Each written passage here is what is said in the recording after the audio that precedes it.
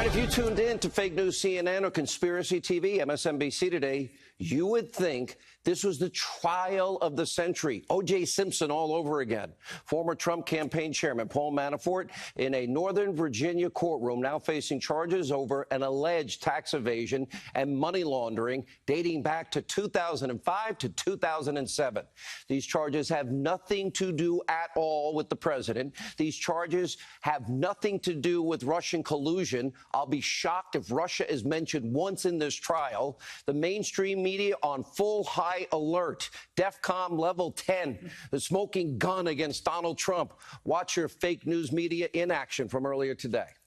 Trial day one for President Trump's former campaign chairman, Paul Manafort, the man now facing a slew of charges. The case against Manafort is also the first high-profile test of special counsel Robert Mueller. If, for example, Mr. Manafort is found guilty, that makes it a real problem for the President of the United States. Could Manafort, is there still time for him to cut a deal? Paul Manafort. Paul Manafort. Paul Manafort. Paul Manafort. Paul Manafort. Paul Manafort. Paul Manafort. Paul Manafort. Paul Manafort. Right.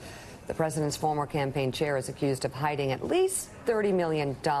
We're going to learn the nitty-gritty details about Paul Manafort's financial situation. A jury has just been seated in U.S. versus Paul J. Manafort. Did you see what color tie Paul Manafort was wearing? He did not either, because he's sat with his back to us.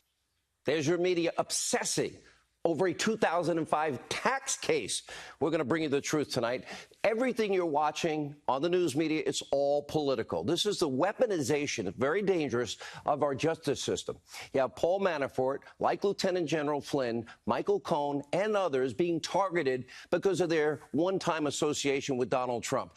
And look, let me be clear. I have no idea what Paul Manafort did in 2005, 6, or 7. But it wasn't with Russia. And I do know the special counsel investigation is literally trying to throw the book at him. They want to extract negative information only about the president. It's the only reason why this is happening. Or as the judge in this case, overseeing this case, literally said early on, telling Mueller's, quote, legal team, led by the corrupt Andrew Weissman, I don't see what relation this indictment has with anything the special prosecutors authorized to investigate.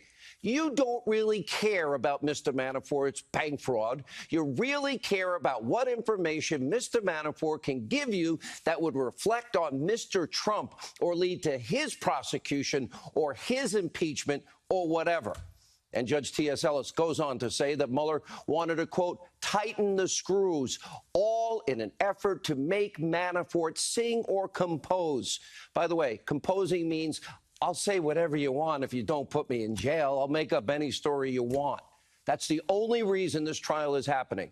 Now, if found guilty, Manafort faces, for a 2005 tax case, up to life in prison over financial-related charges. Has nothing to do with Russia at all. Nothing to do with President Trump. I think he worked for the president less than 100 days. In fact, witnesses have been instructed to avoid using Trump's name altogether in order to prevent political bias from playing a role with the jury. Now, without a doubt, Manafort's aggressive prosecution from a special counsel who is supposed to be investigating Russia is just one more clear example. In the United States of America today, sadly, we have a two-tiered system of justice in this country. Anyone ever associated with President Trump is now under the legal microscope. But Hillary Clinton, 2016, exoneration before investigation. Literally, they were writing it in May. They don't interview her till July. 3 days later, she's out free. And we know she committed crimes. We know the server was hacked by foreign entities. We know she violated the Espionage Act, mishandled secret intelligence. Where is that server? Where are those emails? Why did she destroy classified top secret information?